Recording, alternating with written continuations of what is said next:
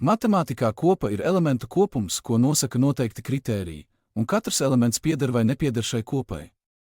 Kopa parasti tiek apzīmēta ar lielo burtu A, B, C un tā tālāk, un tās elementi tiek uzskaitīti figūriekavās kā mazie burti, ja vien tie nav konkrēti skaitļi.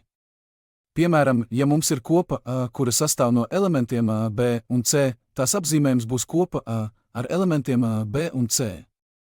Bet kopa B, kura sastāv no skaitļiem 1, 2 un 3, tiks apzīmēta kā kopa B ar elementiem 1, 2 un 3. Lai parādītu, ka elements C pieder kopai A, pieraksta šādi: C pieder pie kopas A, bet lai parādītu, ka šeit redzamais elements, kā nepieder kopai A, to pieraksta šādi: elements kā nepieder kopai A. Šo ir jāiegaumē. Kopu, kurai ir ierobežots elementu skaits, sauc par galīgu kopu. Piemēram, kopa B ir A, E, I, O, U ir galīga kopa ar patskaņiem. Patskaņu vairāk nav, visi šeit.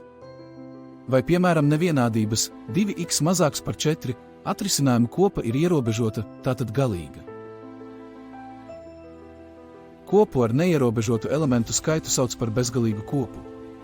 Piemēram, visu naturālo skaitļu kopa n ir nebeidzama, tātad bezgalīga kopa. Kopu, kurā nav neviena elementa, sauc par tukšu vai nulles kopu. To apzīmē ar pārsvītrotas nulles simbolu vai tukšām iekavām. Piemēram, manā superauto kopā ir tieši nulle superauto.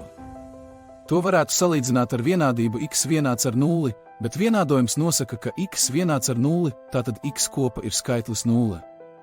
Saki, kādā kategorijā to varam ievietot?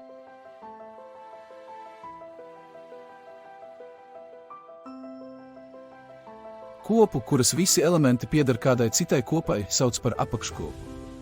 Ja visi elementi kopā B pieder kopai A, tad mēs sakām, ka B ir A apakškopa. Un pierakstām B ir A apakškopa. Piemēram, ja kopas D elementi vilks un lapsa ir daļa no kopas C elementiem, tad kopa D ir kopas C apakškopa.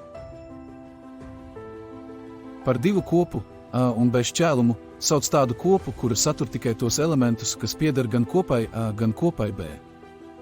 To pieraksta šādi. Piemēram, ja dotas kopas A un B, tad šo kopu šķēlums ir skaitļi 3, 4, 5, jo šie skaitļi ir kopīgi abām kopām. Par kopu A un B apvienojumu sauc kopu, kas sastāv no visiem kopas A un visiem kopas B elementiem. To pieraksta šādi. Kopu apvienojumā kopīgos elementus raksta tikai vienu reizi. Ja dotas skaitļu kopas A un B, tad šo kopu apvienojums ir šāds: kā jau minēju, apvienotas kopas elementus raksta tikai vienu reizi. Izpratne par kopām sniedz vērtīgas prasmes, kuras var pielietot dažādās profesionālās un personīgās dzīves jomās, veicinot mūsu individuālo un profesionālo izaugsmi, bet kopu jēdzienu pilnībā neapgūsim, ja neiegaumēsim šo. Veiksmi, atā!